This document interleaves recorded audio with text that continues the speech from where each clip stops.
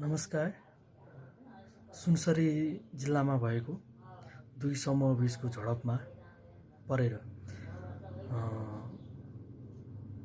केही व्यक्तिहरूलाई चाहिँ गोली लगाएर मृत्यु भइसके पछाडि सुनसरीमा चाहिँ एकदमै हिन्दू र मुस्लिमको बिचको झडपको कारणले चाहिँ देशमा अहिले अलि जटिलता पैदा भएको छ, जटिल समस्या पैदा भएको छ।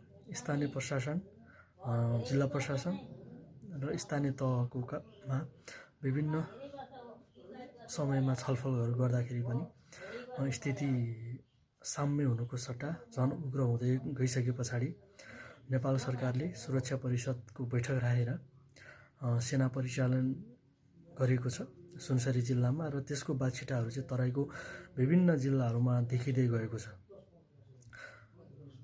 देखिँदै गइसके पछाडि स्थानीय प्रशासन र जिल्ला प्रशासनको समन्वयमा जिल्ला प्रशासन कार्यालयले, गृह मन्त्रालय र नेपाली सेनालाई चाहिँ सम्बोधन गरेर चाहिँ कर्फ्यू लगाई सेनालाई चाहिँ गोली चलाउनसम्म आदेश दिएको भनेर चाहिँ मिडियाहरूमा आइरहेको छ। र राष्ट्रिय राजनीतिक दलका पार्टीका शीर्ष प्रमुख नेताहरूले पनि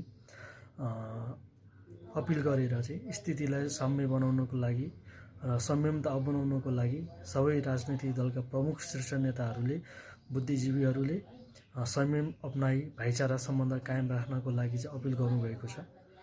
हामीले पनि नेपाल सरकारका प्रमुख प्रधानमन्त्री बालेन्द्र शाहज्यूले पनि हिजो राष्ट्रको नाममा सम्बोधन गरेर देशवासीको लागि सम्बोधन गरेर चाहिँ स्थिति साम्य होस्नको लागि, साम्य गराउनको लागि, कुनै पनि भड्काउमा नलाग्नको लागि अपिल गर्नुभएको छ। र हामी पनि सबै नेपालीहरूलाई एउटा भाइचारा सम्बन्ध, नेपाली एक हौँ र हाम्रो भाइचारा सम्बन्ध स्थापित छ भनेर हामीले विश्वलाई देखाएको त्यो सम्बन्धलाई चाहिँ कायम राख्नको लागि अपिल गर्दछु। धन्यवाद।